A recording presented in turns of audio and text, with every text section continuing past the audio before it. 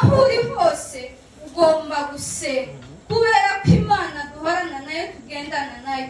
Ugomba kuganira n'Imana. Iyo uri kuganira n'Imana urimo gusenga, sema haleluya. Ikintu cya kabiri, gusenga mu buzima bwa buri munsi, sema haleluya. Hari igihe ushobora kuvuga ngo se gusenga n'ubuzima bwa buri munsi gute? Mu gihe usenga Imana, umukristo agomba gusenga kugeza igihe azarangiriza kuba mu isi, sema haleluya. Ubundi umuntu agomba gusenga bingana n'ubuzima, sema haleluya.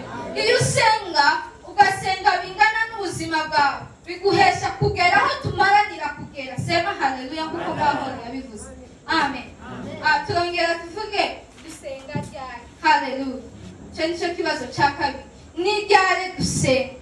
Amen. Dusenga mu gihe dushonje, tugasenga mu gihe duhaze, tugasenga mu gihe dufite ubukene, tugasenga mu gihe dutunze, sema haleluya. Tugasenga tubyaye, tugasenga tudafite abana, haleluya. Kubera ko igihe cyose Uwiteka niwe ukwiriye gushimwa muri condition yose uri, sema haleluya. Nicyo gihe gisobanuye ngo se dusenga ryari. Ntugasenge ngo nuko uri mu bantu benshi, amen. Kandi ntugasenge ngo nuko nasenze none cyangwa ejo hari, sema haleluya. Ahubwo uzosenga isaha n'isegonda mu tutekereje ubwiza bw'Imana, haleluya. Niba ahandi nababwira ngo gusenga bingana n'ubuzima, umukristo agomba gusenga bingana n'ubuzima, sema amen. Turongera tuvuge hejuru, gusenga birinda ubuzima. Ese gusenga birinda ubuzima, sema haleluya. Hari igihe uba ufite ibibazo byinshi cyane, ariko iyo usenze Imana urasubizwa, sema haleluya. Iyo usenze Imana wirinda gukora biriya byose twebwe tuba dushaka gukora, bigutandukanya no gukora ibidashaka, ibitari mu bushake bw'Imana, sema haleluya. Biguha kugira ngo wirinde, sema haleluya. Wirinde gukora biriya byose utarinze kubwirwa n'umubyeyi ngo iki ngiki tugomba kugikora, ariko iyo wasenze ijuru rikwigisha ugomba kuba we, haleluya. Ijuru rikwigisha ugomba kuba we, sema amen. Gusenga, iyo usenze uba utandukanye n'ab'isi kandi uyirimo. Ese twese tuba dusa tugenda, ariko umuntu aribaza ngo se, sema amen, ni gute utandukana n'ab'isi kandi uri mu isi?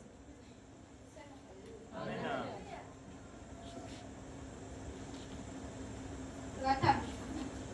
Iyo umuntu asenga hari ibyo akora n'isi, ab'isi ibyo bashaka gukora iwe ntabikora, kandi nawe azi neza yuko bimunezeza bigashimisha ubuzima, sema amen. Ariko akabyirinda cyane kugira ngo ntabikore, kubera yuko ari mu isi ariko si uw'isi, sema amen. Ariko ikintu ngomba kubabwira ni iki, ntabwo turi ab'isi, turi ab'imukira. Buriya njye akunze kuvuga ijambo nkavuga ngo tumeze nk'abantu bagenda. Iyo uri mu modoka, iyo uvuze nkavuga ku rugero, buriya ngaha nkavuga ongeye cyane, sema haleluya. Ego iwacu, haleluya. Noneho nashika haya nkavuga ngo ndurukira hano mu bene, amen. Buriya turasa n'abantu bari mu modoka. Iyo umuntu avuze ngo ndavirama, aba arangije urugendo rwiwe, aba azi yuko ashitsi yari kure, sema haleluya. Abakristu niko tumeze muri iyi si, ntabwo turi abashitsi mu isi, ntabwo hano ari iwacu, sema haleluya. Noneho umukristu yapfuye akarangiza urugendo rwiwe, haleluya.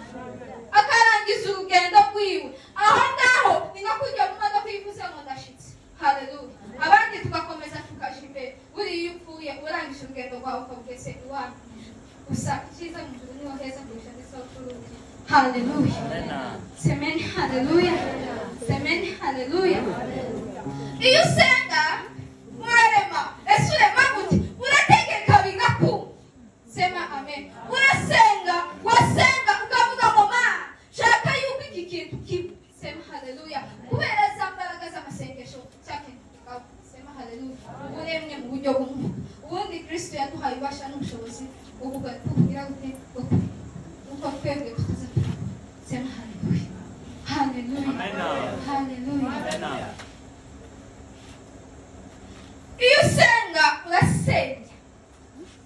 Hari ibintu biba biri muri wowe bidakwiriye mu bwami bw'Imana, ariko iyo wasenze Imana ugenda ukabisenya, ukabikura muri wowe, ukagira ibindi ubasha kubaka muri wowe. Sema haleluya.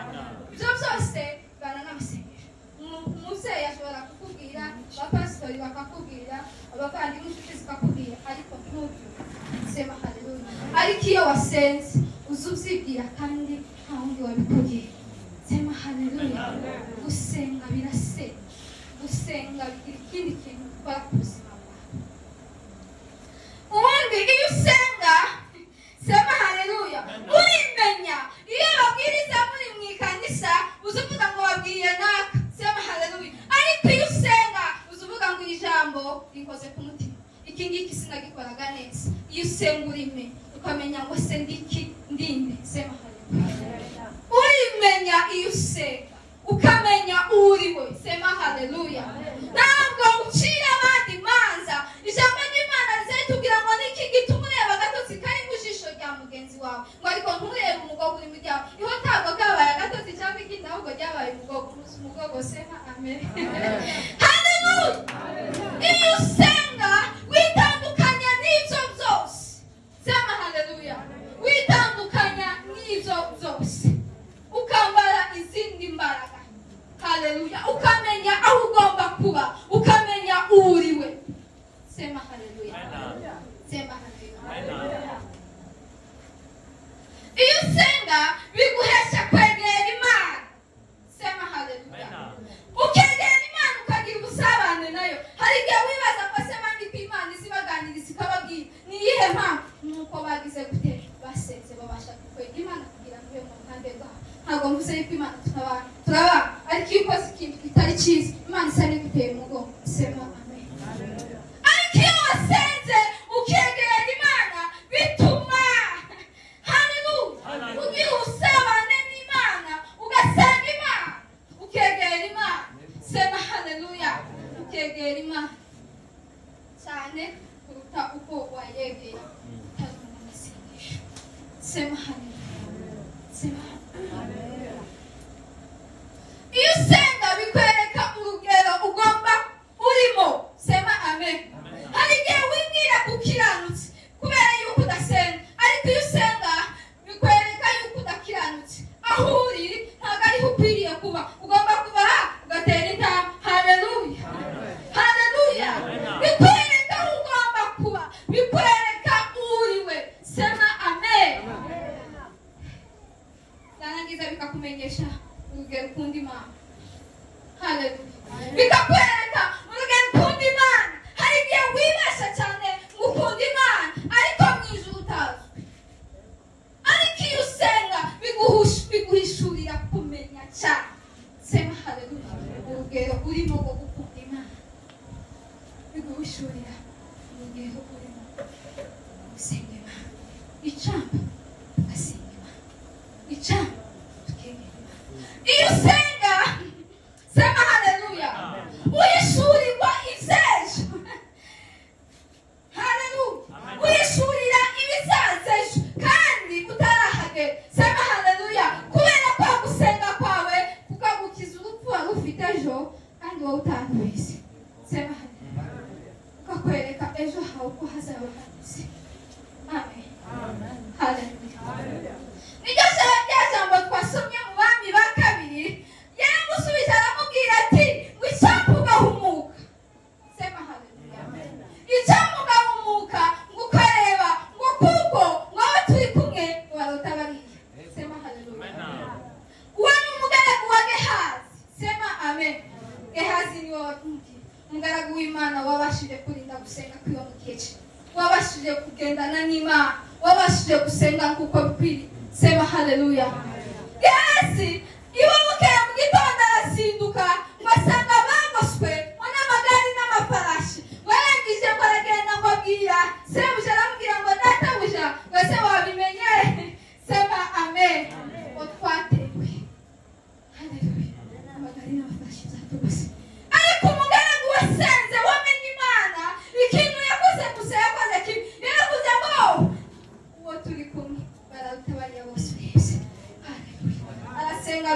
arebwira ngo icambu ugakora ku maso umugaragu wanje hasi hanyuma ngo agahwese bakareba sema amena barangije kwimukora ku maso haleluya barareba babona amagare n'amafarashi ngo bigeretseho umuriro ubundi satani agira ibidutera ubwoba gusa ariko imbaraga zuzuye ni iziri muri Kristo Yesu sema haleluya imbaraga zuzuye ni iziri muri Kristo Yesu haleluya barangije ngo ahwesheje ngo nivyo yabo biriya yabonye n'amagare n'amafarashi ndetse n'abantu gusa ariko yaje kureba ngo amagare n'amafarashi n'abantu benshi barangije haleluya barangije ngo babona bigeretseho umuriro baribo ntabwo bari bahari uwo muriro n'imbaraga ushobora kuguma amaso ntibabone bari kurusha ngo barangije bagera Elisa arasenga aravuga ngo mana we bahuma amaso huma amaso yabo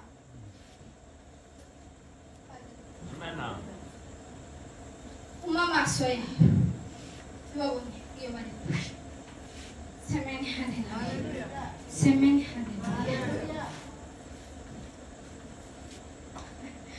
ikintu cyatangaje ni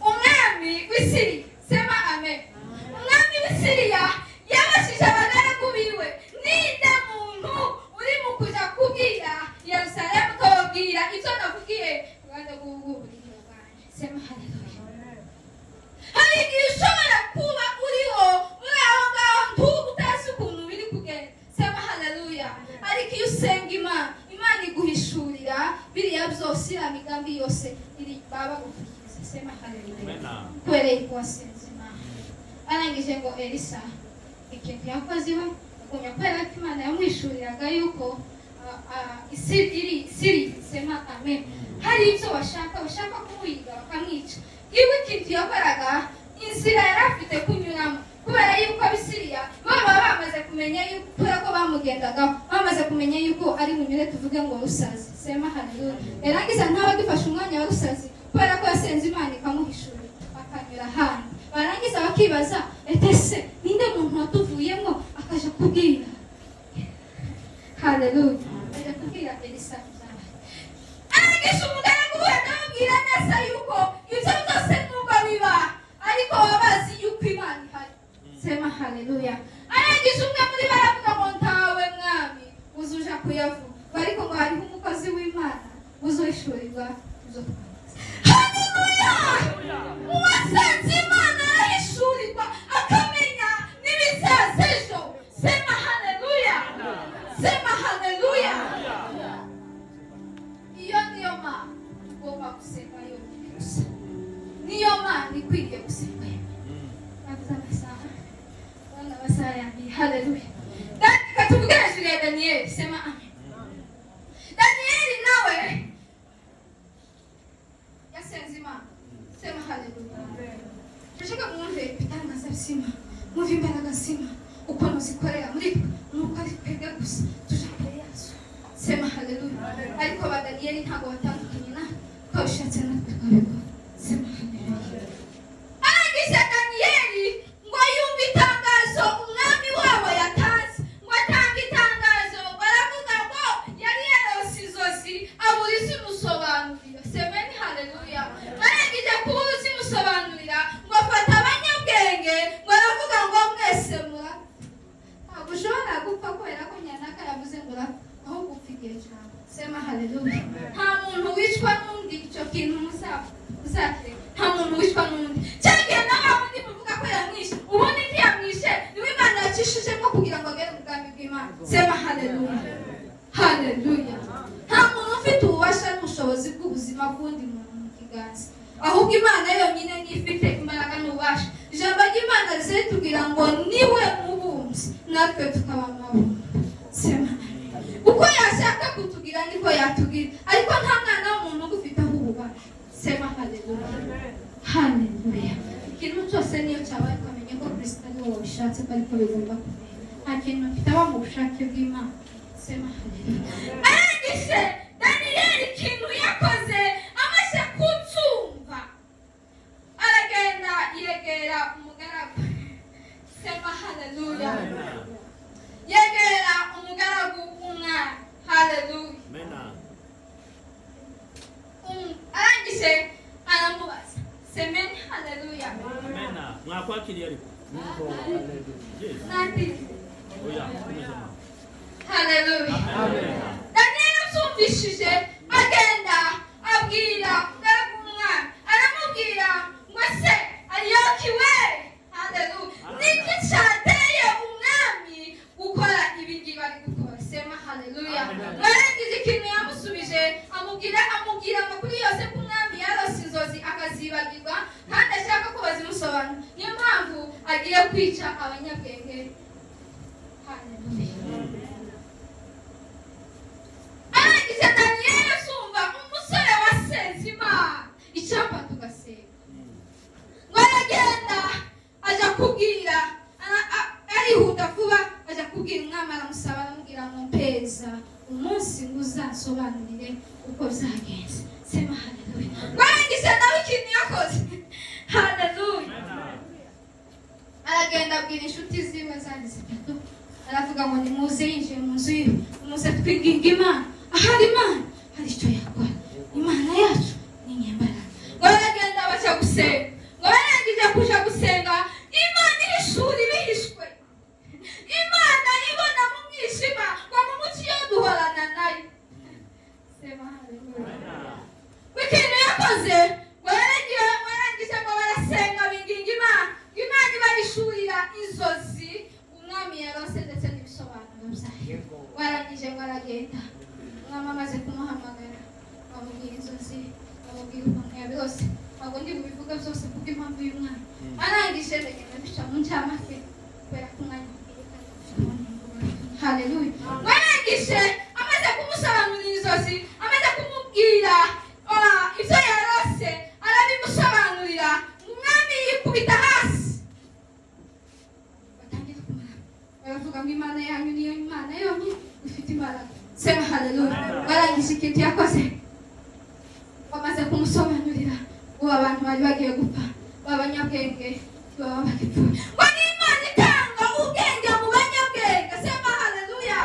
Ubwenge bwuzuye mubuga ku mwami wacu. Nta muntu ushobora kugira ubwenge adafite ubwenge bw'Imana. Sema haleluya. Kuko ubwenge bwuzuye ari ubw'Uwiteka Imana yacu. Sema haleluya. Nidusenga Imana tuzagira ubwenge, nidusenga Imana tuzahishurirwa, nidusenga Imana tuzagira intambwe tugira. Hari aho tuzaba, hari naho tuzagira. Sema haleluya. Sema haleluya. Hari ijambo rimwe ngiye kuvuga hanyuma ndangize. Hari umuntu wambwiye arambwira ngo agiye ngo kureka gusenga, ngo kubera ko ngo abantu basenze bazapfa vuba. Imana itubabarire. Abantu basenze ngo bazapfa vuba, ariko reka mbabwire. Sema haleluya. Muri iyi si umuntu ntabwo apfa kubera yuko ashaje. Sema haleluya. Ahubwo umuntu apfa kubera ko arangije urugendo rwiwe. Sema haleluya. Sema haleluya. Muri iyi si sinzi ko muri kumva, muri iyi si ntabwo ari itegeko umusaza ngo niwe ugomba gupfa, kubera ko n'ubundi si bo bari mu gupfa gusa. Sema haleluya. Ahubwo ni itegeko ko umuntu agomba gupfa kubera ko arangije urugendo. Sema haleluya. Iyo urangije urugendo rwawe, hari niyo umuryango wawe bagatanga amafaranga bagakora ibishoboka byose byo kumva. Sema haleluya. Warangije urugendo rwawe. Amen. Imana ntidushaka kutubona twapfuye dushaje, ahubwo Imana ishaka kutubona twapfuye turi abo turi bo mu gihe tuzayiramya. Sema haleluya. Icyo ni cyo Imana ishaka, ni cyo Imana ishaka gusa. Naho umuntu wibwira yuko azareka iby'Imana ngo niho atasohoka ahubwo arababaje cyane. Icyo nakoze namusubije ndamubwira ngo urareka gusenga none ejo uzupfa. Sema haleluya. Kubera yuko nureka gusenga Imana isarura imbuto yeze. Sema haleluya. Wowe nureka gusenga ukabona ukavuga ngo reka ndeke gusenga kugira ngo ndabe, Imana izobona yuko wari wese ugiye kubona ikavuga ngo ngwino kujanye kutari wabo. Sema amen. Uzobora igishige cyawe cyo kuba mwisi. Ariko nusenga Imana, ugasenga Imana, ugakomeza ugasenga, Imana izakongerera iminsi yo kubaho kugira ngo ugire imbuto werera abandi. Izakugeza n'ahantu kure kugira ngo babashe kugira icyo bagusoroma. Ese nihe mbuto badukura? Sema haleluya. Nihe mbuto werera umuntu? Sema haleluya. Ariko Imana kubera ko uzaba uri kuyamamaza izakomeza iguha ubuzima. Sema haleluya. Izaguha kurama. Haleluya. Ariko ntiwibwira yuko haleluya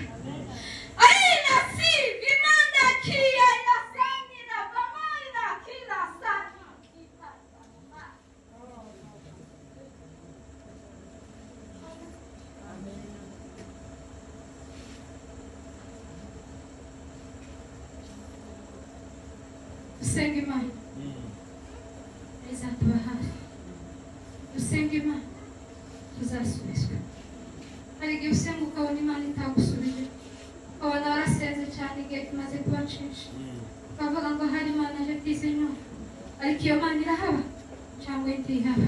Kubera ko tutayirebesha amaso icyo gituma dushidikanya kwihaba. Ariko urebye uko uremye icyo cyonyine gishobora kukwemeza ko Imana ari Imana kandi ihari. Kubera ko nta muntu ushobora kugufata ngo izi ntoki zaje umuntu zimeze unarangiza ziteranya avuge ngo izi ni intoki n'ikiganza. Sema haleluya. Nta muntu uzabona, ntawe uzigera ubona. Sema haleluya. Ntawe uzigera ubona mu buzima. Esiteri yarasenze bituma aca imbere y'umwami atemerewe, aca ku itegeko arema igiwe. Ariko kubera ko basenze umwami afatikwa narayimutunga. Sema haleluya. Kubera ko yasenze bari bagiye kurimbura ubwami bw'iwabo, bari bagiye kubarimbura bose n'ubwoko bwiwe. Ariko ikintu yakoze yabwiye Morodekayi, aramubwira ngo ndakubwira mugende musenge, naje ngiye gusenga n'abagaragu banjye, hanyuma Imana izabona icyo ikora. Hari icyo Imana izakora ku buzima bwacu. Sema haleluya. Hari icyo Imana izakora. Kubera ko bari bagize ubwoba, Morodekayi yaramaze kwambara ibigunira, batangira ngaraga cyane, maze kubona yuko bibarangira. Sema haleluya. Ariko arasenze umwamikazi Esiteri aje imbere y'umwami, umwami amutumiko aramubwira ngo umugabo wansaba ngo kimwe mu mugabane waje ngo nakiguha. Izo si imbaraga ziba ahubwo ni imbaraga z'amasengesho zawe muri ijambo ry'Imana rituganze. Amen.